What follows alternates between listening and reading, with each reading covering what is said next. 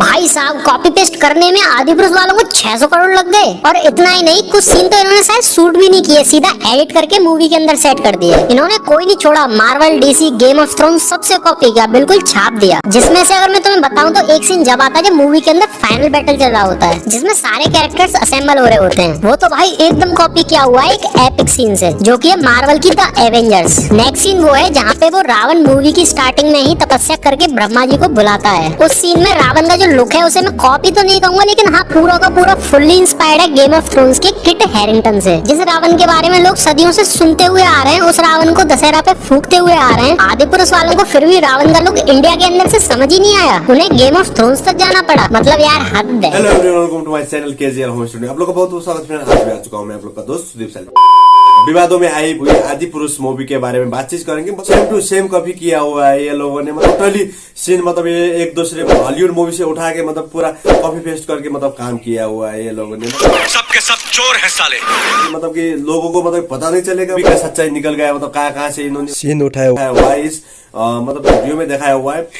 किसी एक को भी नहीं छोड़ना। लास्ट तक वीडियो देखना। वीडियो अच्छा लगे तो लाइक करना। आप लोग मेरे चैनल में नया हो, अभी तक चैनल को सब्सक्राइब नहीं किया है तो चैनल को भी सब्सक्राइब करना, साथ में आने वाला बेल आइकन को भी दबाओ। नेक्स्ट सीन वो है जब श्री राम लंका जाने के लिए समंदर देव से रास्ता मांग रहे होते हैं, पर वो रास्ता नहीं देते। पर जब श्री राम अपना धनुष बाहर निकाल लेते हैं तो समंदर देव प्रकट होते हैं। तो जो समंदर देव का अपीयरेंस होने वाला जो सीन है ना, वो पूरा का पूरा कॉपी है नारनिया 2 से। इससे पहले तुम्हें याद है मूवी की शुरुआत में एक सीन आता है जहाँ पर श्री राम पानी के अंदर ध्यान साधना कर रहे होते हैं। तो जब आदिपुरुष का टीजर आया था तो उसी टाइम से लोग इस सीन को कॉपी बताने लगे थे क्रिस हेम्सवर्थ की मूवी एक्सट्रैक्शन से। वैसे यहाँ देखने में तो काफी ज्यादा सिमिलर लग रहा है इस सीन से, बट मुझे पर्सनली ये वाला सीन सैरा नरसिम्हा रेड्डी मूवी के इस सीन से कॉपी लग रहा है। वैसे कुछ लोगों का कहना ये भी था कि ये सीन एक्वामैन से कॉपी किया है। उसी के जस्ट बाद उस सीन में हवा में उड़ने वाले कुछ राक्षस आते हैं, जिन्हें लोग 2004 में आई हैरी पॉटर के इस सीन से कॉपी बता रहे हैं। मगर जब तुम इस सीन में गौर दोगे तो ये सीन 2022 में आई मार्वल की movie doctor strange multiverse of madness से कॉपी लग रहा है, जिसमें जब डॉक्टर स्ट्रेंज अपने मरा हुआ वेरिएंट जिंदा करता है तो उसमें कुछ ऐसे ही उड़ने वाले घोस्ट आ जाते हैं, जो कि बिल्कुल सेम होते हैं आदिपुरुष के उन राक्षसों से। नेक्स्ट सीन जब है जब लक्ष्मण जी अपना तीर मारते हैं इंद्रजीत द फ्लैश में, तो वो वाला सीन बिल्कुल उठाया हुआ है मार्वल की एज ऑफ अल्ट्रॉन से, जहाँ हॉकाय वर्सेस क्विकसिल्वर हो रहा होता है। इसके अलावा वो मूवी का सबसे कंट्रोवर्शियल डायलॉग वो भी कॉपीड है एक इस्कॉन के गुरु से, जिनका नाम है अमोघ लीला प्रभु। लेकिन अच्छा होता कॉपी किया होता, इन्होंने तो कॉपी किया, मॉडिफाई कर दिया। उन्होंने सिर्फ बोला था कपड़ा किसका रावण का, घी किसका रावण का, आग किसकी रावण की, जली किसकी रावण की। देखो सुनो। अच्छा,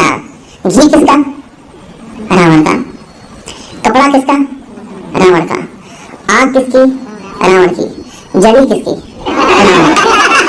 बस ये था डायलॉग। लेकिन उन छपरी राइटरों को पता नहीं क्या हुआ, उन्होंने सोचा हनुमान जी को गली का गुंडा बना दो और बाप घुसा दो। मतलब यार कुछ तो शर्म कर लेते। नेक्स्ट है वो चमगादड़, जो कि ना तो पुष्पक विमान है ना ही ड्रैगन है, पता नहीं क्या ही बना दिया बेसउर सा। और फिर भी कॉपी है गेम ऑफ थ्रोन्स के ड्रैगन से। अबे कॉपी करना था तो अच्छे स्केल पे करते ना, ये क्या माल फूक की कॉपी किया है। अगला वो देखा ही होगा जब रावण एंट्री मारता है, अपने वेपन समन करता है, तो वो भी कॉपी है मार्वल के कैरेक्टर थॉर से। कभी लगता है एवेंजर्स एंड गेम वाला थॉर है और कभी लगता है एवेंजर्स इन्फिनिटी वॉर वाला थॉर है, जिसने वकांडा में एंट्री मारी थी। और हाँ, जब रावण एंट्री मार के अपने वेपन से अटैक कर रहा होता है तो वो भी कॉपी है थॉर मूवी से, जहाँ थॉर के पापा ओडिन की स्टोरी दिखाई जा रही होती है। तो जब ऐसे ही सेम अटैक ओडिन करता है अपने गंभीर वेपन से जायंट फ्रॉस्ट के ऊपर, या फिर मैं कहूँ Ant Man and the Wasp Quantumania movie से, जहाँ पर कैंग सेम ऐसे ही अटैक करता है। इसके बाद अगला कॉपी किया गया है रावण की सेना को, वो भी एक नहीं 2 मूवी से, या मैं कहूँ सीरीज से। कुछ पार्ट कॉपी किए गेम ऑफ थ्रोन्स के नाइट किंग की सेना से, और कुछ पार्ट कॉपी किए गए हॉबिट के विलन एजॉक से। मुझे पर्सनली रावण की सेना एजॉक की कॉपी ज्यादा लग रही थी। अरे ये तो बस सीन ही कॉपी थे। मैं तुम्हें ऑनलाइन मोड से पढ़े हुए इन वीएफएक्स आर्टिस्ट का स्कैम दिखाता हूँ। देखो इस फ्रेम में गौर देना है ना, पहले इस कैरेक्टर को देखो और अब इस दूसरे कैरेक्टर को देखो। अब इस पहले वाले कैरेक्टर का क्लोन तुम्हें इसके और पास दिख जाएगा और दूसरे वाले कैरेक्टर के क्लोन भी तुम्हें इसके और पास दिख जाएंगे। देख लो भाई, इस काम को करने में 600 करोड़ फूके हैं। कंट्रोल C दबा के कंट्रोल V दबाने में 600 करोड़ लग जाते हैं। भाई यार बहुत महंगी पढ़ाई हो गई आजकल की। इसके अलावा प्रवास ने खुद को ही कॉपी कर मारा। स्टार्टिंग में ही जब प्रवास उस पानी से निकलकर उन राक्षसों पे तीर चलाता है तो वो बिल्कुल कॉपी था बाहुबली के इस सीन से। हाँ याद आया, एक और सीन है जहाँ पर प्रवास पेड़ के ऊपर कूद के जा रहा होता है, वो भी बिल्कुल कॉपी है बाहुबली के इस सीन से। मुझे तो लग रहा है इन्हें शूटिंग भी नहीं की है, इधर उधर से सीन उठाए और एडिट कर दिए बस। यार ऐसे थोड़ी ना होता है, क्योंकि एक और सीन है जहाँ पर प्रवास पेड़ के ऊपर चढ़ रहा होता है आदिपुरुष मूवी के अंदर, वो भी बिल्कुल सेम था बाहुबली के इस सीन से। मूवी में हर चीज तो कॉपी थी ही थी, पोस्टर भी कॉपी कर लिया। भाई आदिपुरुष वाला भी पोस्टर कॉपी किया हुआ है वानर सेना नाम के स्टूडियो से। उस पोस्टर में पोज से लेके धनुष तक सब कॉपी किया हुआ था। अगला सीन में कॉपी नहीं कहूंगा, पर आदि पुरुष की टीम ने कोई कसर भी नहीं छोड़ी कॉपी करने में। जब हनुमान जी फ्लाई करके सीता माता के पास जा रहे होते हैं पानी के ऊपर से, तो पूरा का पूरा सुपरमैन के इस सीन से इंस्पायर्ड है या फिर कहूँ कॉपी है। इस सब के अलावा श्री राम का गेटअप भी उठाया हुआ है। जब तुम श्री राम के कंधे पर ये चीज लगी देखोगे तो ये चीज तुम्हें बिल्कुल कॉपी लगेगी स्पार्टस से। 600 करोड़ में ये क्रिएटिविटी दिखाई है कॉपी पेस्ट की। फिर जब वो रावण निकल के आता है फाइट के लिए, तो वो तो बिल्कुल ऐसा लगता है कि बिल्कुल छाप के एडिट कर दिया हो मार्वल की मूवी थॉर रैग्नारोक से। जहाँ पर वो हेला आ रही होती है तो तुम्हें एसगार्ड और रावण की लंका बिल्कुल सेम दिखेगी। फिर वो सीन जहाँ पर बाली एंट्री लेता है, वो सीन कुछ इंस्पायर्ड है टेम्पल रन गेम से, और बाकी का बाकी पूरा कॉपी किया हुआ है जंगल बुक से। वही जंगल बुक जिसमें मोगली ने चड्डी पहन के फूल खिलाया था। और हाँ, वो बाली की एंट्री भी आयरन मैन 3 से उठाई हुई है। फिर वो मूवी की वानर सेना, वो तो 2 मूवी से कॉपी की गई है। एक तो प्लेनेट ऑफ एप्स से, जिसमें वानरों का पूरा लुक कॉपी किया गया है, और एक सीन है जो कि पूरा का पूरा